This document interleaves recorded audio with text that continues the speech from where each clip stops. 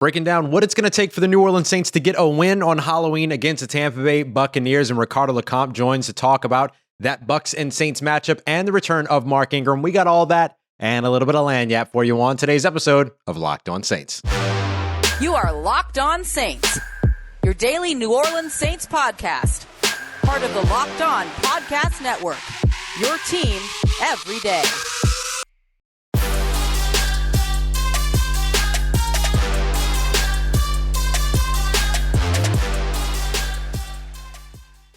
What is good, Who Dat Nation and Who Dat family? Welcome in to another episode of Locked On Saints, your daily podcast covering the New Orleans Saints, part of Locked On Podcast Network, your team every day. Thanks as always for making us your first listen of the day. Whether it's your first time or your next time, don't forget that we're here and available for you free and on all platforms, including on YouTube as well. I'm your host, Ross Jackson, at Ross Jackson Nola on Twitter, Canal Street Chronicles, Locked On NFL, and here with you every single Monday through Friday, and sometimes a little bit of lagniappe on Locked On Saints. And as many of you know, and as many of you have let me know, you're upset, you're mad. I understand.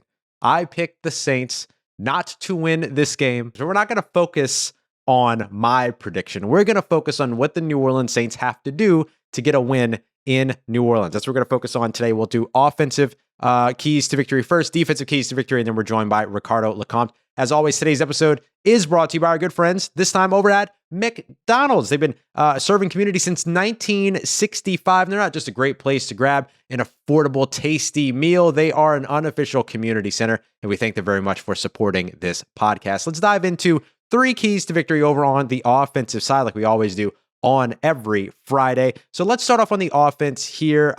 Number one, something that we talked about a bit in the crossover episode with David Harrison, which you can find wherever you're listening to the show. Go and check out yesterday's episode. It was a lot of fun, actually. David's really great. So one of the things that I really highlighted in that crossover Thursday episode was about the New Orleans Saints sustaining drives. Long, arduous, just sort of run the rock, beat up the defense type drives. Now, we saw the Saints put together a 19-play, 10-plus minute long drive. That's the longest drive in both of those metrics so far this season across the entire NFL.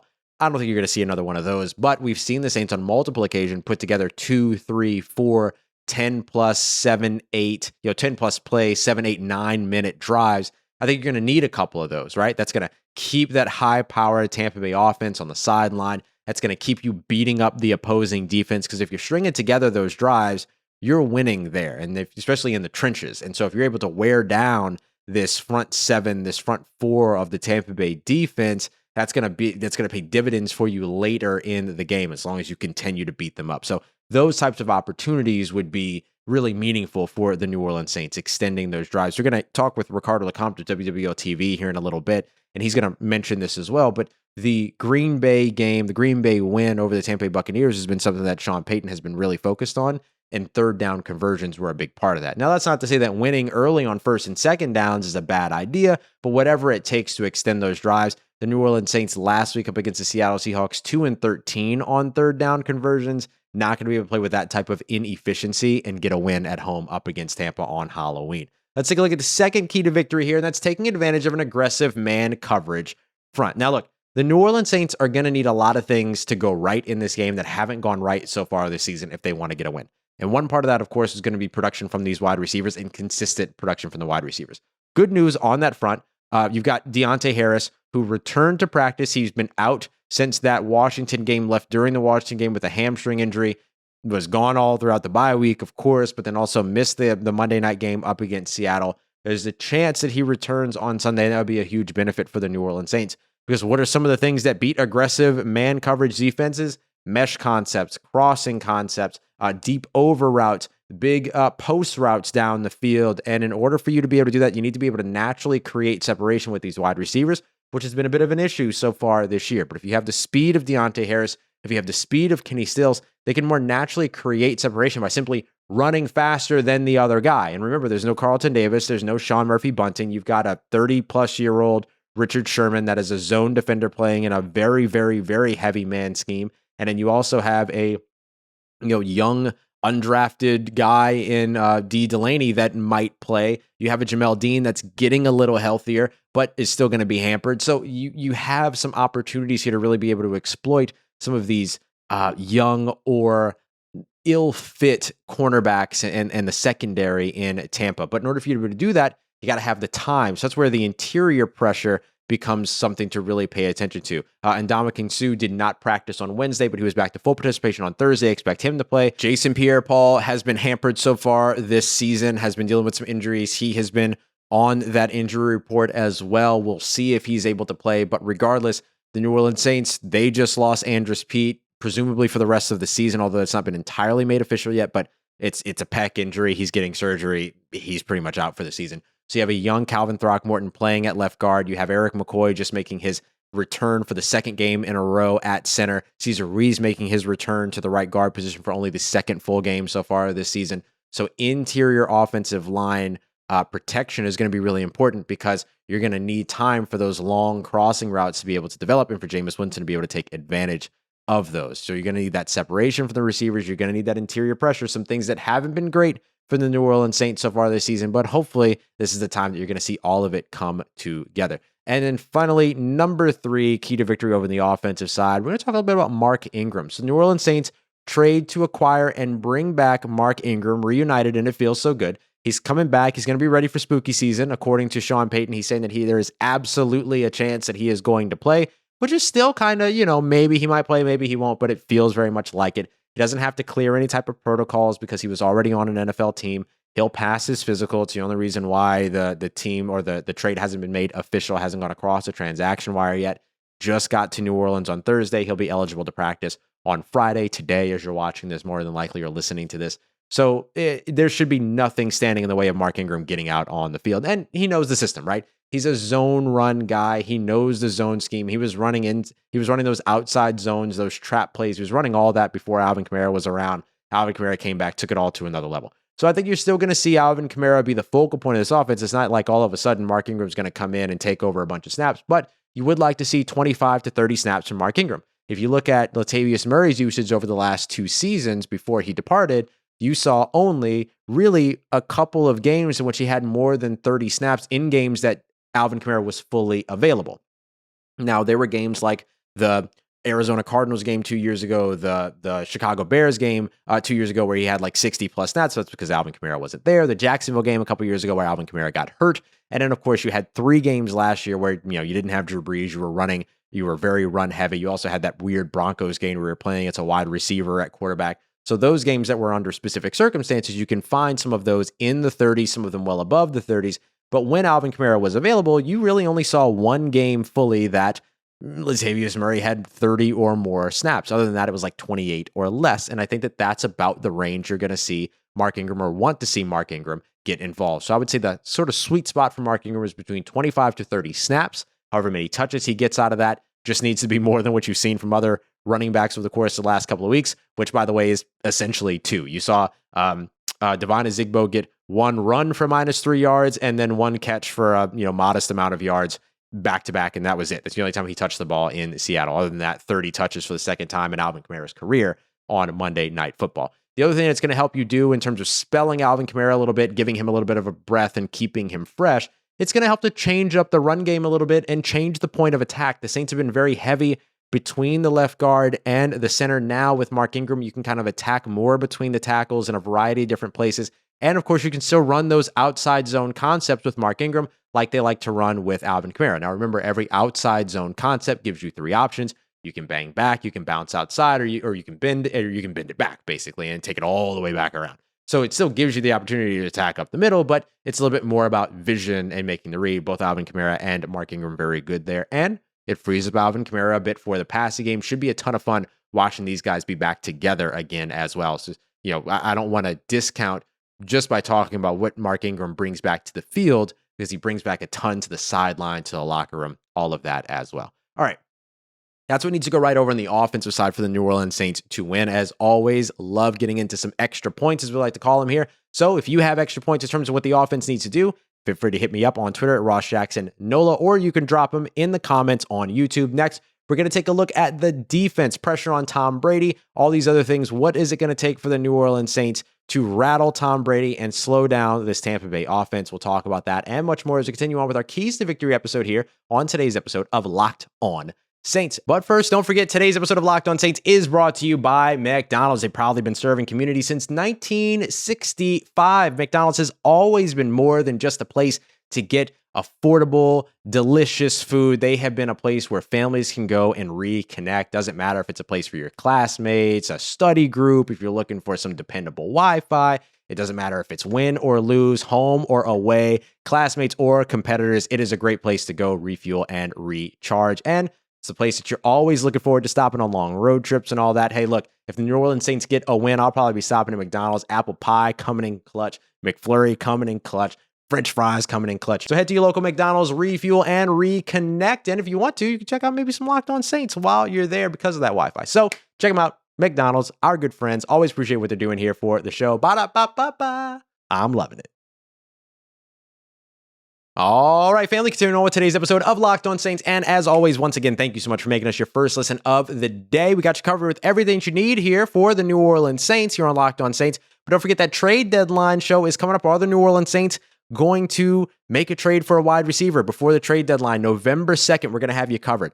3 p.m., 5 p.m. Eastern time on the Locked On NFL YouTube channel. We're going to be talking about the trade deadline as well as a second half preview as well. So lots of fun stuff coming up for that. So make sure you go and subscribe to Locked On NFL when you get a moment. So let's go ahead and talk about the defense here for the New Orleans Saints. This is a big time opportunity for this New Orleans Saints defense. They've been so good all season. Now, this is the opportunity for them to prove that they are indeed the real deal. Now, I believe they're the real deal. If you're watching the show, you're probably a Saints fan. You probably believe that they're the real deal, but they still have some people to prove otherwise. And I think that this could be a really good opportunity for them to do so. So what are the New Orleans Saints? What will the New Orleans Saints defense have to do to be able to help this team get a win on Sunday, but also prove that they're the real deal? Well, let's start with pressure. Pressure on Tom Brady is going to be a big part of this game. Tom Brady is absolutely on fire so far this season. And he is absolutely slinging it. He's leading the NFL right now in passing attempts, passing completions, passing yardage, and passing touchdowns with 21. And he's only been sacked 9 times. So they're not getting a lot of pressure on Tom Brady. That offensive line is playing well. And there is a little bit of a difference when Tom Brady is under pressure versus when he is not. He's only been under pressure for 22.4% of his dropbacks. So pretty good there if you're Tom Brady.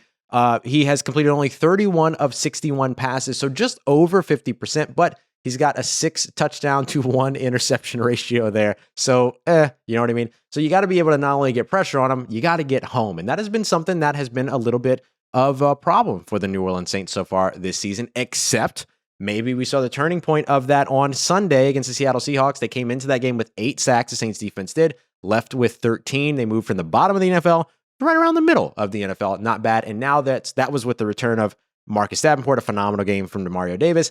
Now you get David Onyemata back in this one. And then all of a sudden, you might be talking. So let's take a look at last season with the New Orleans Saints. Week 1, 3 sacks, 13 pressures against the Tampa Bay Buccaneers. They ended up winning that game. But again, not a ton of pressures, only 13, but 3 sacks in that game. Very important.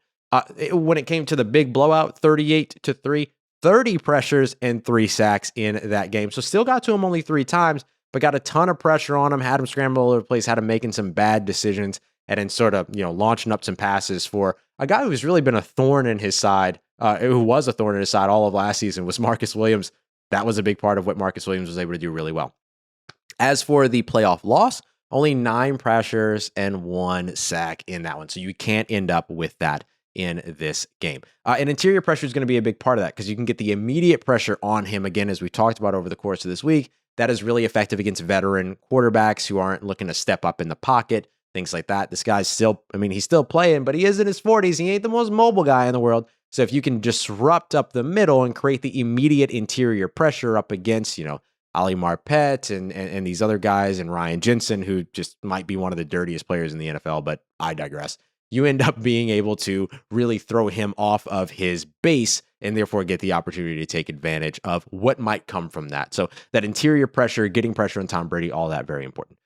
Key number 2 over on the defensive side. This is going to sound really like duh, Ross, but hear me out. Winning the turnover margin. Yeah, I know you want to win the turnover margin in every game, but this has been particularly beneficial for the New Orleans Saints up against the Tom Brady-led Tampa Bay Buccaneers last year. You saw an entire change in tune over the course of the sweeping them over the regular season and then the loss in the playoff game, right? 6-2 in terms of the regular season turnover margin. The Saints won that. They were on the better side of that. 0-4 in the playoffs. Saints turned the ball over 4 times in that game and had no takeaways at all. You can't repeat that situation here up against Tampa in week 8 of the regular season. You're just not going to win that way, right? You can't give the ball away more than you end up taking the ball away. Now, the Saints have done a good job generating turnovers against this offense in the past.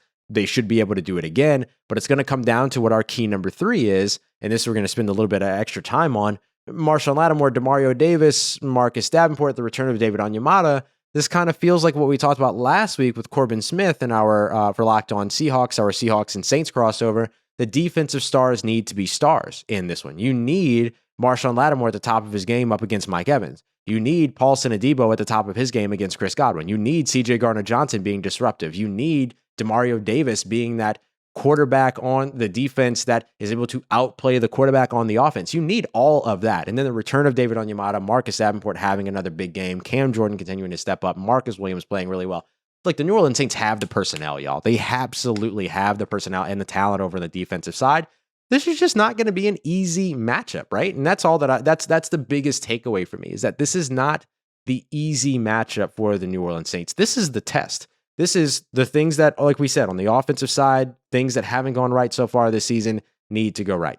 For on the defensive side, it's an opportunity to really prove who and what this New Orleans Saints defense is.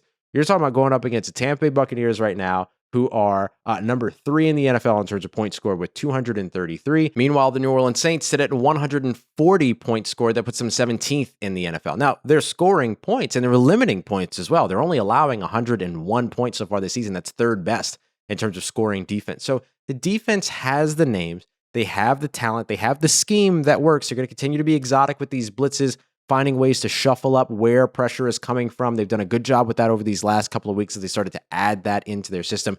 Now you get David Onyemata in there who can rush from the edge, who can rush from inside. You get another, versatile piece on your defensive line, and that becomes a really, really big deal for New Orleans. So, look, can the New Orleans Saints win this game? Absolutely. Does a lot need to go right for them to do it? Yes. But does a lot need to go right for any team to win? Absolutely. That's part of winning. Things go right. So can it happen for the New Orleans Saints? Absolutely. And I know this New Orleans Saints fan base, the Who Dat Nation, everybody, the Who Dat faithful would love to see this win happen at home. And let's not forget, I haven't talked about it at all, but let's not forget that this is a Jameis Winston revenge game here up against the Tampa Bay Buccaneers. So I think we'd all love to see a win here. Let's see if the Saints can find a way to pull it off. We're going to talk more about this matchup as well as the return of Mark Ingram as well. We got to talk about it. What does Mark Ingram bring back to this New Orleans Saints team? Ricardo Lecompte of WWL TV is here to talk all about it and preview a little bit more of this Saints and Bucks matchup. Before we get to all that, I want to talk about Built Bar, our good friends over at Built.com. They got you covered on everything that you're looking for when it comes to the best tasting protein bars on the market. And right now, throughout the month of November, they're going to be rotating a bunch of different flavors every 3 or 4 days, limited edition flavors.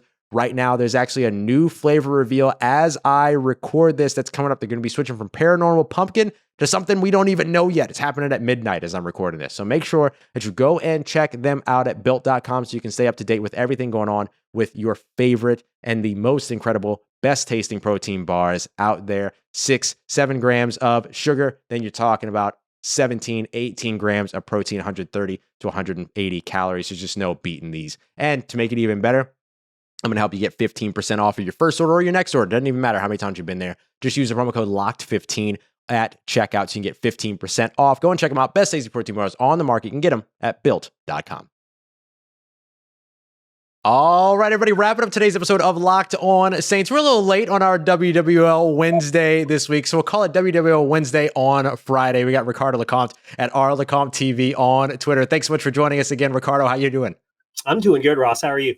Oh, very good. Very excited about this matchup coming up for the New Orleans Saints and the Tampa Bay Buccaneers. But before we get to that, I want to talk a little bit about Mark Ingram, the New Orleans Saints reuniting with the former New Orleans Saints running back in a trade, according to Tom Pelissero as well as Ian Rappaport of NFL Network, bringing him back from the Houston Texans. How do you feel like Mark Ingram could potentially factor into this Sunday's matchup, as Sean Payton seems pretty convinced that it's absolutely a possibility that he'll hit the field?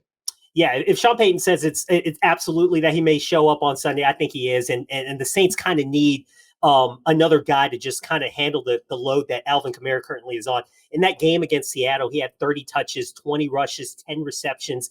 And there's just the workload that over time, Alvin Kamara just simply can't do. I mean, you've got to manage his touches. And this is a good way to bring back a guy who knows the system. And it was funny when they were kind of telling the story, Sean Payton was, in terms of, hey, we kind of explored to see if this was even an option. We initially didn't because of the way he was being utilized there in Houston, and all of a sudden kind of things and dominoes fell into effect. And then all of a sudden there he is. You get somebody who just gives him some depth. I mean, you thought you could rely on Tony Jones Jr. He's hurt. Dwayne Washington is hurt. So you just need to find somebody. I know Zigbo was somebody that they wanted to depend on, but I don't think he's the guy long-term that could be a backup to Alvin Kamara. So bring in someone like Mark Ingram, and you know who the happiest person is in that locker room. It is Alvin Kamara.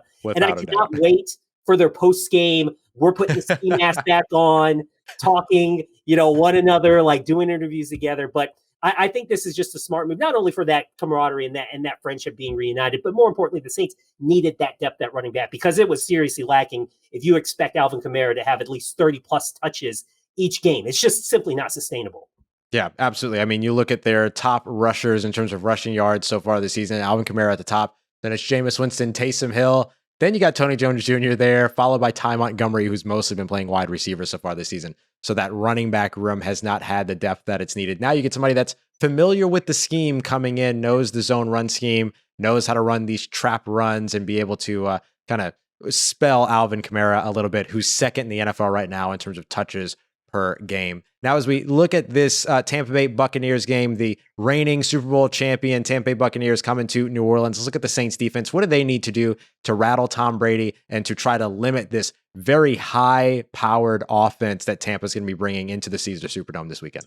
Well, if you look back at those 2 wins that they had in the regular season, one of the factors was that they forced that offense into turnovers. And you can particularly think of that Sunday night game earlier in that 2020 season where they had those interceptions and really disrupted Tom Brady. And the only way you're really going to force that pressure, force those interceptions and those mistakes, is to get pressure on Tom Brady. Here's a guy who likes clean pockets. And it's not so much the edge rushing that you need. I know the Saints got about 5 sacks against Seattle, even though they've been lacking in that pass rush. It's really the interior, that push. And guys like Brady don't like it when people are around or that line is being pushed back into them. That pressure comes directly into their face. So a guy who could be very instrumental in providing that pressure will be David Onyemata. He's back from that 6-game suspension. They need somebody on that interior of that defensive line to have that pressure up front and disrupt Brady. If they're able to do that and disrupt him and just put some pressure on Tom Brady, I think the Saints can make it a game. But if Tom Brady's sitting back there and he's throwing darts, so all the number of weapons, if we're seeing the run game get into effect, and we see Leonard Fournette go off and do his thing, it's going to be very hard for the Saints to keep up, especially because that offense isn't scoring at the clip like it was a few seasons ago when they're facing Tampa Bay. They got to keep it close with the defense, but it starts with getting pressure on Brady. And I think David Onyemata can provide that. Absolutely. 30 pressures by the Saints defense in that 38-3 victory. The playoff loss, only 9 by the Saints defense. So I completely agree. That is a huge key for them. Now let's flip the script as we wrap up here. Saints offense up against the Tampa defense. The Saints bring back Mark Ingram, but haven't done anything yet to address the wide receiver position. Hopefully getting Deontay Harris back. He was elevated to limited on Thursday's injury report. What do the New Orleans Saints need to do on offense up against this Tampa Bay defense? Well, let's see. We had Alvin Kamara with 30 touches, so maybe he has to upgrade it to 40 because at this point, especially in the passing game, they need somebody to step up and just help Jameis Winston out. And maybe that is a Marquez Callaway, who I think kind of we saw some flashes there against Seattle in terms of him being a receiver that Jameis can rely on. Because I think if you're going to rely on Alvin Kamara to be the receiver, be the guy that's going to be the guy kind of turning that passing game, you could be in trouble. Especially if he's got to carry the workload not only there, but also in the run game. But you bring back Mark Ingram, so maybe you have a little leniency there. But one of these wide receivers has to step up for the Saints in order to just keep them on the field. One of the other key stats was when you look back, and I remember Sean Payton was talking about this in terms of the only loss that Tampa Bay suffered this year was against the Rams. And one of the numbers he looked at was third down conversion by the Rams. And I think they were like 10 of 15 on third down in that game, which contributed to that only loss that Tampa suffered in the game. The Saints have to sustain drives. And we know that's the formula all season for the Saints. Those 14, 15, 16 play drives. It involves converting some of those third downs. Well, they're going to be in third downs probably in this game where they're going to require Jameis Winston to make throws. Those receivers have to come up with those catches. They're able to do that. Some of these receivers step up, then they have a good chance of winning. Absolutely. This Tampa Bay defense, one of the best at limiting time of possession per drive, only 2 minutes and 27 seconds on average. Saints are going to have to be sure to extend those drives like we saw. Hey, they put it together last week, right? They had the 19-play, 10-plus minute drive. They can get, you're not going to get that over all the time, but if you can get some of those double-digit drives together in this game, 2 or 3 of those, that absolutely helps you out in keeping that offense off the field and in that cold Caesar Superdome air conditioning too. So you want to keep them chilled out a little bit. You know what I'm saying? Ricardo, always a pleasure to have you here. Make sure you check out Ricardo and the rest of the WWL TV team. You can follow Ricardo on Twitter at @RLecompte TV. We appreciate you coming through, buddy. Yeah, anytime, Ross. All right, family, not done yet. Going to be keeping you up to date with everything going on in terms of roster moves, practice squad elevations, all that on Saturday. Might be a shorter episode, but want to make sure you get that information ahead of Sunday's matchup. Let me know if you're going to the Pels game Friday night. I'll be there. Let me know if you're going to be at the Tulane game on Saturday. I'm going to be there. Then, of course, let me know if you're going to be at that Saints game. I'll be up in the press box. Would love to say hi to folks as well. So feel free to hit me up on Twitter at Ross Jackson, NOLA, or of course, you can let me know in the comments if you're watching on YouTube. Thanks as always for making us your first listen of the day. For your second listen, go and check out the Peacock and Williamson NFL show. Brian Peacock, Matt Williamson, everything you need to know, the inside perspective on the NFL every day, 30 minutes or less. Fantastic show. So go and check them out. And as always, for everything in between, make sure you hit me up on Twitter at Ross Jackson, NOLA. Let me know how the family's doing. Let me know how you're living. Let me know how you're momming them. And trust you, that nation. I'll holla at you.